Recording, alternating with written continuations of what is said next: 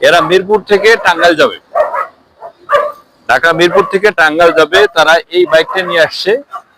এই বাইকটা কার সদুত্তর দিতে পারেনি এখন। আমাদের সন্দেহ হচ্ছে গাড়িটা কারো কাছ থেকে হয়তো চুরি করে নিয়ে আসতে পারে, চুরি করে গাড়িটা ঠেলে নিয়ে যাচ্ছে, এরকম হতে পারে। কিন্তু আসল মূল তথ্যটা যেটা তার সাথে কথা বলার পর যেটা বুঝলাম, সে আমাকে বলছে আমি একটা মেয়েকে লাভ করি। কি লাভ করতে, তাই তো? সে একটা মেয়েকে লাভ করে, এই মেয়েটা থাকে টাঙ্গাইল, সে তার সাথে দেখা করার জন্য যাবে, এটা হলো তার মূল উদ্দেশ্য। সাথে তার বন্ধুকে নিয়েছে। এই বয়সে এই কাজ। তার মায়ের সাথে আমি কথা বললাম, তার মা তার ছেলে কোথায় আছে এটা জানে না। আমরা ছেলে কোথায় আছে সে বলছে আমি জানি না।